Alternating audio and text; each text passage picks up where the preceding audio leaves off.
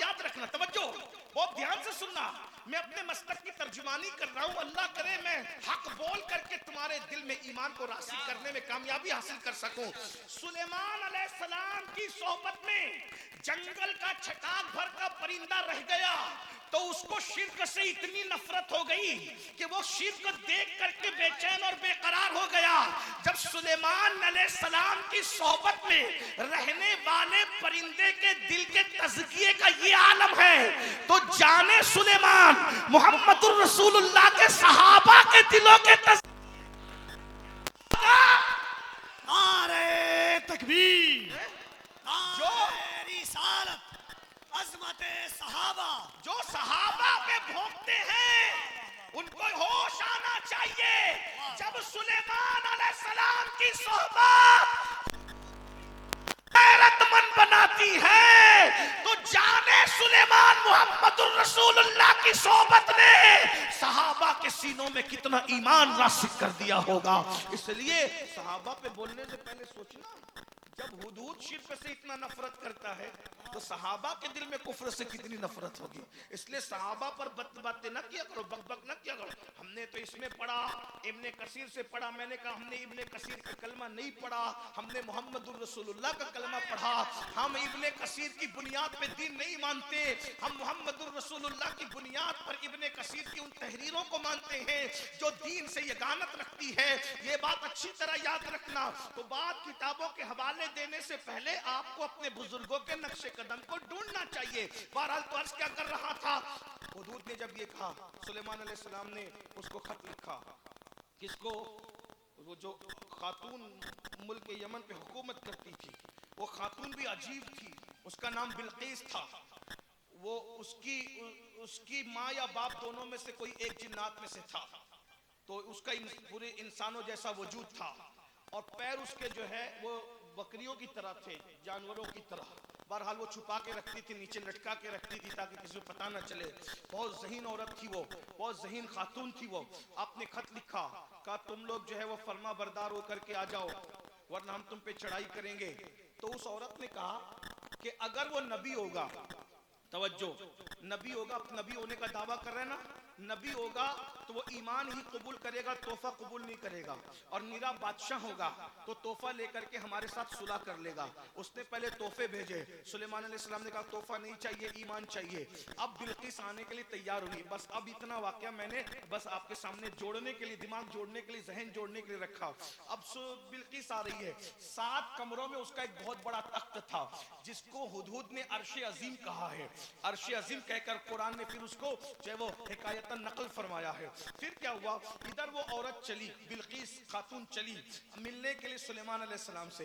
हुदूद ने यही बताया कि उसका तख्त बहुत बड़ा है, 7 कमरों के अंदर वो कैद है, उसने ताले लगा के रखे। सुलेमान अलैहिस्सलाम ने अपनी कौम से कहा, अपनी फौज से कहा कि भाई ये बिल्किस का तख्त तो उसके आने से पहले मुझे चाहिए, कौन ला करके देगा? बस बात अब पूरी होने वाली है, तवज्जो फरमाए। वली की शान कुरान बयान कर, मैं खुलासा पढ़ रहा हूँ। अभी मैंने सच्ची हिकायत का हाथ को हाथ नहीं लगाया। जो हमको ताना देते ना कि ये लोग कहानी किस्सा करते हैं, असल में हम वाक़यात इसलिए बयान करते हैं ताकि कौम को फहम आए, वरना हम भी मुंह में ज़बान रखते हैं। ऐसा नहीं कि कुरान और हदीस के उलूम अहले सुन्नत के पास नहीं है, जितना अहले सुन्नत के पास है उतना किसी के पास नहीं है। तो उसका मफहूम सुन ले। वो तख्ते बिल्किस सुलेमान अलैहिस्सलाम कहते हैं कौन लाएगा? तो इफरीत के एक उठा, इफरीत जिन्नातों में से था, इफरीत जिन्नातों में से उठा और उठ करके कहते हैं सरकार मैं लाऊंगा। कितने वक्त में लाएगा? उसने कहा आपकी महफिल खत्म होने से पहले पहले लाऊंगा। सुलेमान अलैहिस्सलाम ने कहा बहुत देर हो जाएगी, इतनी देर नहीं चाहिए। महफिल शुरू होती थी तुलूए आफ्ताब के वक्त, खत्म होती थी जवाल के वक्त। समझ में आया? यानी आधे दिन तक आपकी महफिल चलती थी। तो उस जिन्नात ने कहा मुल्क के शाम से, सुलेमान अलैहिस्सलाम का दरबार कहां लगा? मुल्क के शाम में। तख्त कहां है?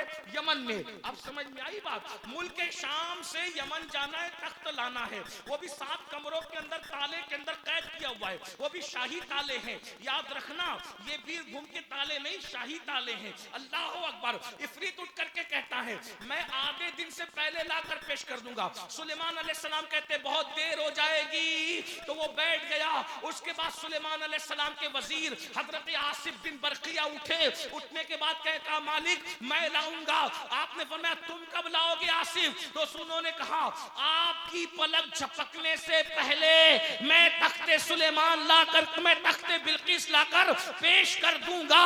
पता चला क्या, आपकी पलक झपकने से पहले 1 महीना जाने को लगता है, 1 महीना आने को लगता है। तख्त इतना बड़ा है, लाएगा कौन? अल्लाह का वली लाएगा। लोग कहते हैं ये कहानी किससे? देखो ये कुरान है, कुरान कुरान कह रहा है। बोलो, आसिफ ने पूछा मोहल्ला कौन सा है, गली कौन सी है, पता क्या है, किस इलाके में महल है, कहां से लाऊंगा? नहीं, अल्लाह अकबर। कहा आपकी पलक झपकने से पहले पहले तख्ते बिल्किस लाऊंगा।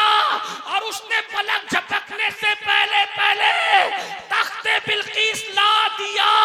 सुलेमान अलैहिस्सलाम ने कहा हाज़ा मिन फज़्ल रब्बी, ये मेरे रब का फज़्ल है क्या कि अल्लाह ने मेरी उम्मत में इस जैसा वली पैदा किया। अब मुझे बताओ, जब सुलेमान अलैहिस्सलाम की उम्मत में ऐसे वली मौजूद हैं, तो जाने सुलेमान मुहम्मदुर रसूलुल्लाह के उम्मत के वलियों की शान का आलम क्या होगा। फिर भी सुन लो, वो आसिफ वजीर थे, आले सुलेमान नहीं थे, औलाद सुलेमान नहीं थे। मेरा गोश्त तो आल और औलाद भी है, उम्मत के वलियों का सरदार भी है। जब सुलेमान अलैहिस्सलाम की उम्मत के वली की ताकत का ये आलम कुरान बयान कर रहा है, तो गौसे पाक की ताकत का आलम कुरान कहता है आसिफ के पास ज़बूर का इल्म था, आसिफ के पास ज़बूर का इल्म था, गौसे आजम के पास कुरान का इल्म है, गरीब नवाज के पास कुरान का इल्म है। बस अपनी बात खत्म करते करते कह दूं, मुसलमानों याद रखना। अब आप कहेंगे कि सैयद ये बता, जब वलियों की शान ये है तो 72 फिरकों के पास वली क्यों नहीं है, तुम्हारे पास ही क्यों है? तो मैं आपको एकदम आसान जबान में समझा दूं। अब दलील से बात नहीं कर सकता, अब आप जो समझ सकते हैं अकली बात, टेक्निक की बात कर दूं, टेक्नोलॉजी के जो है वो टेक्निकल पॉइंट के हवाले से आपको समझा दूं, आपको बात समझ में आएगी। आप क्योंकि टेक्निक की जबान ज्यादा समझते हैं, आपको बताऊं, ये 72 जितने भी फिरके हैं, तवज्जो, ये 72 जितने भी फिरके, पहली बात तो ये सब नए नवेले हैं, अहले सुन्नत कदीम है। एक बात, ईमान यहाँ है, वहाँ गुस्ताखियां हैं, बेअदबियां हैं। और सबसे बड़ी बात यह है कि वली जो बनाता है, बस बात खत्म हो रही है, वली जो बनाता है उसको अली इब्ने अबू तालिब कहते हैं। काजी सनाउल्लाह पानीपती लिखते हैं कि आदम अलैहिस्सलाम के जमाने से लेके आज तक जितने वली बने हैं सबको वली बनाने वाले मौला अली हैं। तो अब अली से जिसकी बनेगी वही तो वली होगा, अली से जिसकी नहीं बनेगी वो वली नहीं होगा। रावजी की भी अली से नहीं बनती। आप कहेंगे वो तो बहुत अली अली करते, तुमसे ज्यादा करते। मैंने कहा अली अली वो करते तो हैं, लेकिन अली ने 2.5 साल तक जिस सिद्दीक अकबर के पीछे नमाज पढ़ी है वो उसको गालियां देते हैं, तो मौला अली उनसे भी नाराज है। अली ने 10 साल तक जिस उमर के पीछे नमाज पढ़ी है वो उनको भी गालियां देते हैं, मौला अली उनसे भी नाराज है। जो अली का हमजुल्फ था, यानी साड़ू 2-2 मरतबा साड़ू बना था, और 12.5 साल तक अली ने जिस उस्माने गनी के पीछे नमाज पढ़ी थी वो उसको भी गालियां देते हैं, इसलिए मौला अली उनसे भी नाराज है। और ये भी याद रखना, अली की बीवी सैयदा तैयबा ताहिरा आबिदा जाहिदा राकिया साजिदा नकिया तकिया ज़किया उम्मे अबीहा आलिमा गैर मुअल्लिमा मलके फिरदौस बरी मलके क़यामत उम्मुल हसनैन उम्मुल अइम्मा सैयदा फातिमतुज़ ज़हरा की तौहीन करते हैं, इसलिए मौला अली उनसे नाराज है। क्या तौहीन करते हैं? मैंने कहा वो कहते हैं कि वो बार बार घर से निकली और फदक मांगने गई, बार बार निकली फदक मांगने गई, बार बार निकली। मैंने कहा ये बार बार निकली निकली कह करके फदक मांगने गई कह के तौहीन करते हैं। वो कहा तुम लोग क्या कहते हो? मैंने कहा हम ये कहते हैं कि जिसका आंचल न देखा मौ महर ने, जिसका आंचल न देखा मौ महर ने, उसने दाए नजाहत पे लाखों सलाम। बस मैं तुम पर छोड़ता हूँ, जो बार बार निकलेगी उसका क्या होगा, और जिसका आंचल चांद और सूरज न देखे उसकी कैफियत क्या होगी, ये आप पे छोड़ के जाता हूँ। तो अली उनसे नाराज जो राफसी है। एक बात और कह दूं, एक बात और कह दूं, अगर मेरे बेटे हैं तो सबसे प्यार करो तो मुझे तुम प्यारे हो, सबसे प्यार करो तो तुम प्यारे हो। एक को मानो एक को न मानो, एक के साथ सियासत करो तो बताओ, फिर मुझे गुस्सा नहीं आएगा। तो मौला अली के दो बेटे, एक नहीं है, वो एक ही को मानते हैं और दूसरे से नाराज हैं, इसलिए मौला अली उनसे नाराज हैं। लेकिन याद रखना, इधर राफजियों का हाल तो खुल गया। अगर आप बात करते तो मैं किताबों से बात करता, लेकिन इसका वक्त नहीं। कभी याद दिलाना तो किताबों से भी बात होगी। लेकिन अब सुनो, जहां तक खारजियों का मामला है, नासबियों का मामला है, वो तो जिक्र अली से चिढ़ते हैं, नारे हैदरी लगा दो तो चुपके से खिसक जाते हैं। इसलिए मौला मुश्किल कुशा से ना नासबियों की बनती है, ना खारजियों की बनती है, ना राफजियों की बनती है। सुन ले, मौला अली की अगर किसी से बनती है या मौला अली से किसी की बनती है तो वो एक ही मसलक है, जिसका नाम अहले सुन्नत व जमात है। अहले सुन्नत व जमात है। हमारे यहाँ तो कहा यह जाता है, सलामी जिसके दर का हर वली है, सलामी जिसके दर का हर वली है, सलामी जिसके दर का हर वली है, अली है, अली है, अली है। नारे तकबीर, बुलंद आवाज से नारे तकबीर, नारे रिसालत, फैजाने खानकाहे बुखारिया, हुजूर सैफे मिल्लत, हुजूर सैफे मिल्लत, हुजूर साहिबे सज्जादा, हज़रत अल्लामा सैयद सैफुल हुसैन बुखारी साहब क़िबला, शहजादे हुजूर सैयद अब मोहम्मद। आपके बात समझ में आई। अब आपको पता चलना चाहिए कि मौला अली वो हैं जिसने आसिफ बिन बरखिया को वली बनाया। मौला अली वो हैं जिसने असहाबे कहफ को वली बनाया। मौला अली वो हैं जिसने अल्लाह अकबर उम्मत के जितने वो औलिया गुजरे हैं उनको वली बनाया।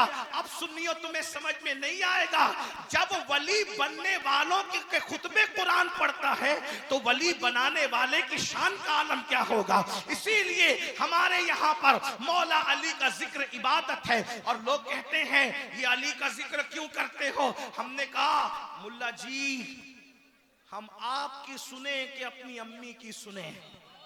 वाह वाह, हम माँ के फरमा बरदार है भाई, हैं? हाँ, ये कहते हैं कि क्यों करते हो या रसूल अल्लाह, कहना शिर्क का। 100 साल से यही कहते थे या रसूल अल्लाह कहना शिर्क, हमने बंद किया। आज कहते हैं या अली कहने से राफजी होते, कल कह रहे थे या रसूल अल्लाह कहने से मुशरिक होते हैं, और अब कहते हैं या अली कहने से राफजी होते। मैंने कहा तेरे शिर्क को और तेरी शिर्क की तारीफ को हम नहीं मानते। मुल्ला अपने पास रख, 1857 के बाद की पैदावार है तू, हम तुझे नहीं मानते। हमने तेरे कहने से या रसूल अल्लाह बंद किया? नहीं किया, करते रहे। और तेरे मना करने से या अली कहना बंद करेंगे? नहीं करेंगे। क्यों? इसलिए कि जिक्र अली तो शजरों को खंगालता है ना, जिक्र अली तो ईमान को खंगालता है ना। सहाबा कहते थे, मुल्ला जी आप 1857 के बाद पैदा हुए, सहाबा कहते थे जब हमें अपने में और मुनाफिक में फर्क करना होता तो हम अली का जिक्र करते थे।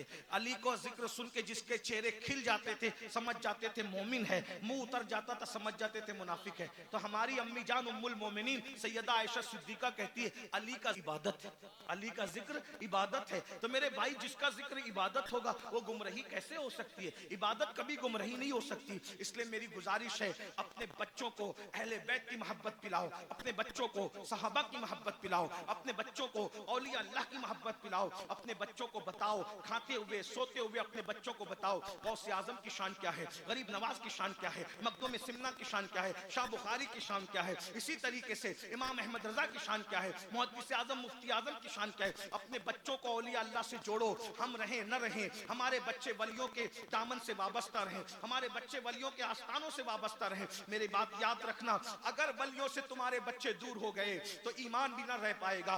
आप देख रहे हैं आज इल्हाद और बेदीनी का जो है वो मामला चल पड़ा है। ये बेदीनी की वजह क्या है आपको पता है?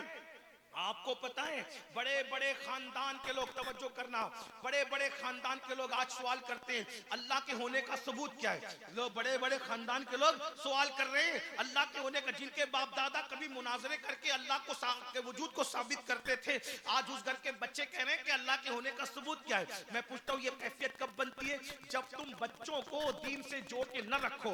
आपको बताऊं, अल्लाह के होने का सबूत कोई पूछ ही नहीं सकता। क्यों? जब वो वली से वाबस्ता रहेगा। वजह लिहाजा जब वो सुनेगा अपनी माँ से अपने बाप से कि सरकार गौसे आजम ने ठोकर लगाकर कुम बिइज़्निल्लाह कह के मुर्दे को जिंदा किया, तो उसको बचपन ही में समझ में आ जाएगा जब अब्दुल कादिर की शान ये है तो कादिर की शान का आलम क्या होगा। जब वो बचपने में सुनेगा कि साबिर पाक ने अपना जनाजा खुद पढ़ाया तो फिर वो कहेगा जब साबिर कलियन का ये आलम है तो साबिर को पैदा करने वाले खुदाए कादिर और कदीर की शान का आलम क्या होगा। जब वो सुनेगा कि मखदूम अशरफ ने मूरत को सूरत बना दिया तो उसको पता होगा जब अशरफ ऐसा है तो अशरफ का खालिक कैसा होगा। मेरे भाइयों याद रखो, अपने बच्चों को वलियों के करीब करो और कुरान और हदीस में वलियों का जिक्र मौजूद है, इसलिए व्हाट्सएप के इन नाबालिग मुहक्किकीन से मुतासिर होने की जरूरत नहीं है। एक आखिरी बात के तौर पे मैं एक बात आपको कहूं, वलियों की शान तो लोगों ने अभी तक देखी और देख रहे हैं और देखते रहेंगे इंशाअल्लाह। हजरत सैयद बदियुद्दीन जिंदा शाह मदार का नाम सुना है, मदार पाक के खलीफा हैं, मदार पाक के एक खलीफा हैं जिनका नाम है हजरत हबीब गौरी। हबीब गौरी रहमतुल्लाहि ताला अलैह, हबीब गौरी रहमतुल्लाहि ताला अलैह जो है आपने दुनिया से जाने से पहले ये वसीयत फरमाई थी। क्या वसीयत की थी कि मेरा जनाजा फला फला फला फला मुरीद लेके चलेगा और जब तक मेरा जनाजा लेके चलना तब तक जनाजा रुक ना जाए। मुरीद लोग परेशान हो गए, इतने सारे मुरीद हैं। हजरत ने चंद लोगों को कहा, हम सबको ना कहा, लेकिन लोगों पर ये बात खुल गई। क्या खुली पता है कि हजरत का जनाजा सुबह से शाम तक चला, लोग छठते चले गए, फिर उसके बाद आगे चला, फिर छठते चले गए, फिर आगे चला, छठते चले गए। मुख्तसर ये कि पीर साहब हजरत हबीब गौरी का जनाजा 12 साल तक मुरीद लेकर के चलते रहे। वो क्या वफादार मुरीद होंगे मेरे भाई जो मुर्शिद का जनाजा 12 साल तक लेके चलते रहे। भूख लगती जनाजा रख देते, खाना खा लेते, नमाज का वक्त आता नमाज पढ़ लेते और उसके बाद जनाजा लेके चलते। फूल की तरह जनाजा लेके जा रहे थे, लेके जा रहे थे, लेके जा रहे थे और फिर उसके बाद जिंदगी गुजर रही थी। एक मर्तबा मकाम ऐसा आया, 12 साल पूरे हो चुके थे, एक मकाम पर रुके जहां पर मुशरिकीन का इबादत का बुत खाना था, वहां रुके, वहां पर तालाब में वुजू किया, असर की नमाज पढ़ी। जैसे असर की नमाज पढ़ी, अब जनाजा, ये तसव्वुर था कि हर जगह से उठाकर चलते रहे, अब जनाजा उठाते हैं तो जनाजा उठने के लिए तैयार नहीं। वहां के जिम्मेदारों ने कहा ये जनाजा उठा के ले जाओ, ये मखसूस लोगों का इबादत खाना है, वो आएंगे तो नाराज होंगे। उन्होंने जनाजा उठाना चाहा, अब जनाजा उठने के लिए तैयार न था। उन लोगों ने परेशानी का इजहार किया कि अगर ये जनाजा यहाँ पड़ा रहा तो तुम पर भी मुसीबत आएगी, हम पर भी मुसीबत आएगी। फिर क्या हुआ पता है, अल्लाह अकबर, आने वाली रानी जो है वो आई और वो मलका ने आने के बाद कहा ये क्या हुजूम है, तो कहा कि ऐसे ऐसे लोग आए हैं, जनाजा रखे तो थे, लेकर चल तो रहे थे, अब उठा नहीं पा रहे, जनाजा उठने को तैयार नहीं। कहा मेरे पहुंचने से पहले हाथी ले जाओ। हाथी लेकर के गए और हाथी जो है वो उसकी सूंड में जो है वो जंजीर बांधी, बड़ी बड़ी मोटी जंजीर बांधी और बांधने के बाद जनाजे को बांधा। हाथियों ने जैसे जंजीर के जरिए से सूंड से जनाजा उठाना चाहा, जंजीरें टूट गई, जनाजा उठने को तैयार न था। लोग हैरान हो गए, 12 साल से लेकर फूल की तरह चल रहे, जनाजा उठने को तैयार नहीं। बहरहाल वो रानी आई, आने के बाद कहा ये जनाजे में कौन सो रहा है, कितने साल से, कहा 12 साल। 12 साल में बदबू नहीं है, कहा महसूस कर लो, कहाँ बदबू है, कोई बदबू नहीं थी, बल्कि भीनी भीनी खुशबू थी। तो कहा जरा बताओ तो सही, जो 12 साल से जनाजे में सो रहा, जिस्म में बदबू नहीं आई, वो है कैसा। जैसे ही कपड़ा हटाया गया, हटाने के बाद देखा तो चेहरा गुलाब की तरह खिल रहा था। कहा 12 साल से जनाजा चल रहा है, न कफन मैला हुआ, न जिस्म मैला हुआ, न जिस्म में तगज्जुर आया, आखिर ये है कौन। कहा इसको हबीब कहते हैं, हबीब गौरी इनको कहते हैं। तो उस रानी ने कहा जिस कौम के हबीब का ये आलम है उस कौम के मोहम्मद का आलम क्या होगा। अरे 12 साल होने के बावजूद भी जनाजे के अंदर जिस्म सलामत है। जब दीवाने का ये आलम है तो आका का आलम क्या होगा। जब परवाने का ये आलम है, शमा का आलम क्या होगा, किरण का ये आलम है, सूरज का आलम क्या होगा, चांदनी का ये आलम है, चांद का आलम क्या होगा, जिल का ये आलम है, हकीकत का आलम क्या होगा, गुलाम का ये आलम है, आका का आलम क्या होगा। कहा सुन लो, जिसकी गुलामी जनाजे में भी मुस्कुराने के लिए इंसान को मौके फराहम करती है, जिसकी गुलामी से कफन भी महफूज हो जाता है, वजूद भी महफूज हो जाता है, मुझे भी उसी मोहम्मदुर रसूलुल्लाह का गुलाम बना दो। कलेमा पढ़ के इस्लाम में दाखिल हो गई। हजरत हबीब गौरी का मजार आज भी कर्नाटक की सरजमीन पर मौजूद है, जाओ जा करके ज़ियारत करो, जिसका जनाजा 12 साल तक चलता रहा। ये औलिया अल्लाह की शान है, जमीन के ऊपर रहते थे तो तो भी दीन की तबलीग करते थे, जनाजे में रहे तो भी दीन की तबलीग करते हुए नजर आए, और आज भी मज़ारों से दीन की तबलीग कर रहे हैं। मगर याद रखना, मैं वली उन्हीं को कह रहा हूँ जिनको कुरान वली कहता है, मैं वली उन्हीं को कह रहा हूँ जिनको हदीस वली कहती है, मैं वली उन्हीं को कह रहा हूँ जिसको अहले सुन्नत के अकाबिर वली कहते हैं, जिनको अल्लाह ने वली बनाया है। ये सारी फजीलतें मैंने उनकी बयान की है।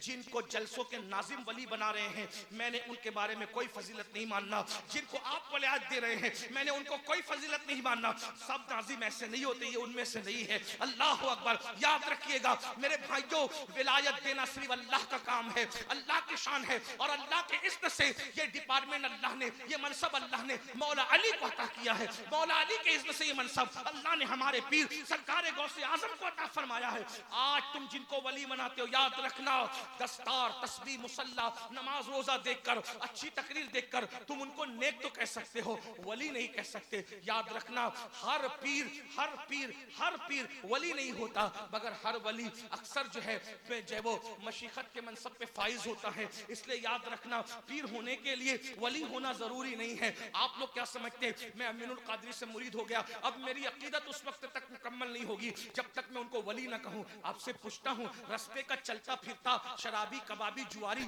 उसको कह दो ये अमीनुल कादरी का रिश्तेदार है, बात पहुंचेगी, मुझे गुस्सा आएगा कि नहीं आएगा? यार कफील, मैं तो तुम्हें बहुत शरीफ समझता था, तुमसे ये उम्मीद न थी, हर जुआरी, शराबी, कबाबी को तुम मेरा रिश्तेदार बना दोगे। बोलो मुझे गुस्सा आएगा कि नहीं आएगा? या इसके बरक्स हो गया, मैंने कहा ये कफील का रिश्तेदार है, वहां कफील का रिश्तेदार है, तो कहेंगे यार सैयद मैं तो तुझसे बड़ा प्यार करता था, तू ऐसा निकला कि तूने किसी जुआरी, कबाबी, शराबी जो मेरा रिश्तेदार नहीं, तूने उसको रिश्तेदार बना दिया। मुझे बताओ, जो मेरा रिश्तेदार ना हो मेरी तरफ मंसूब करो, मुझे गुस्सा आएगा कि नहीं आएगा?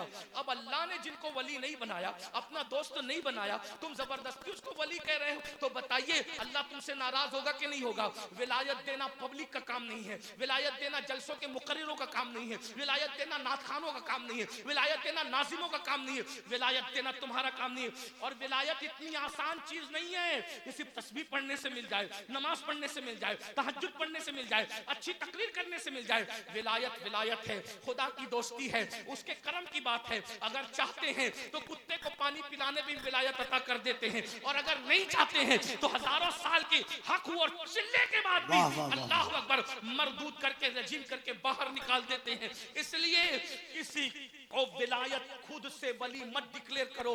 विलायत जिसको वली कहा गया, ये नए नवेले छोकरों को दिल के दर्द के तौर पे कह रहा हूं, बुरा लगे तो माफ करना, नए नवेले छोकरों को अपनी मर्जी से वली डिक्लेयर करोगे, उसका नुकसान क्या है?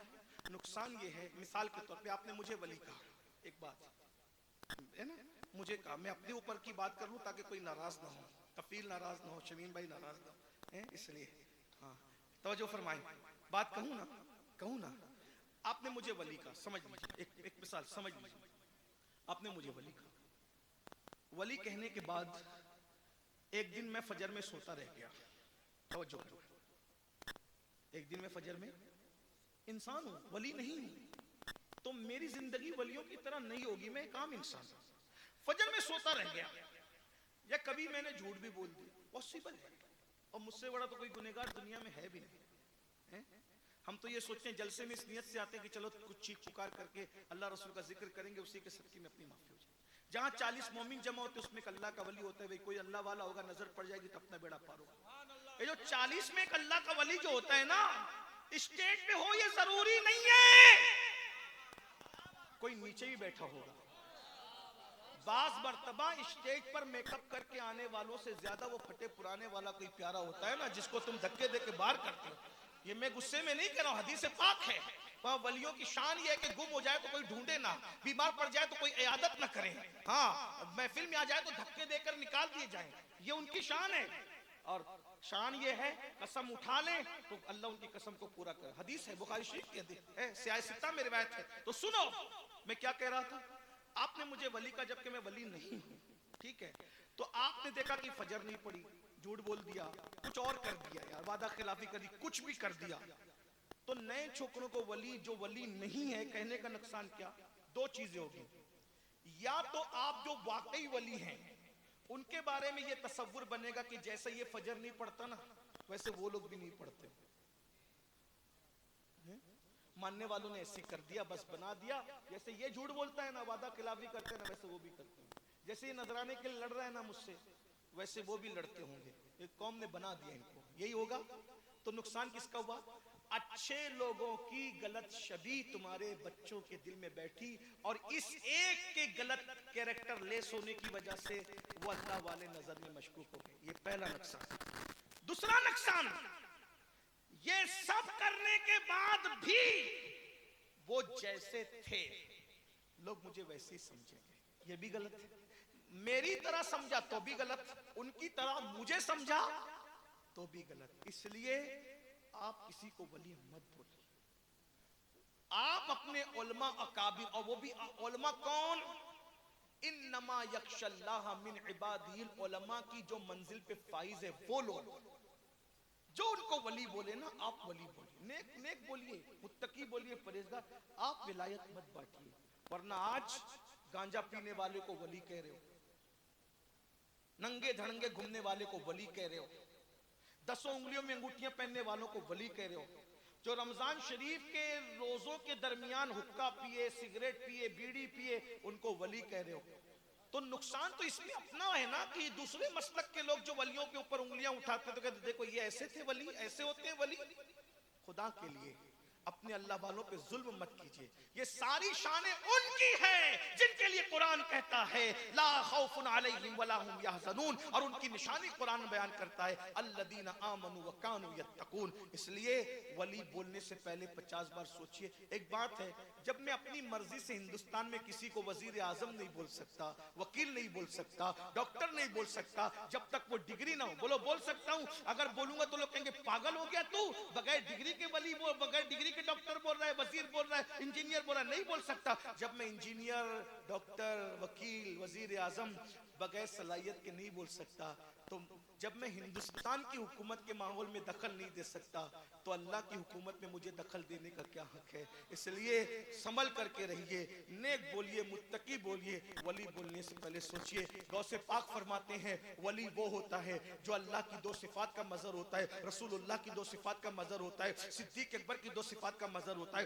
फारूक आजम की 2 सिफात का मजहर होता है, उस्मान गनी की 2 सिफात का मजहर होता है, मौला अली की 2 सिफात का मजहर होता है। 12 सिफातों का जब वो मजहर बन जाता है तब अल्लाह उसको मकामे विलायत अता फरमाता है। अल्लाह ताला मुझे आप सबको बरकतें दे। दौरान गुफ्तगू कोई गलती हो तो अल्लाह ताला माफ फरमाए। अल्लाह वलियों के दामन से यहाँ भी वाबस्ता रखे, वहाँ भी वाबस्ता रखे, वलियों की मोहब्बत में जिलाए, वलियों की मोहब्बत में मारे, वलियों की मोहब्बत में उठाए, उन्हीं के साथ हश्र नश्र फरमाए। इलाही बहक के बनी फातिमा के बर कौल ईमा कुनम खातिमा, अगर दावतम रतकुनी वर कबूल मनोदस्त दामान आले रसूल अस्तगफिरुल्लाह व मा अलैना इल्लल बलाग। अस्सलामु अलैकुम व रहमतुल्लाहि व बरकातुहू।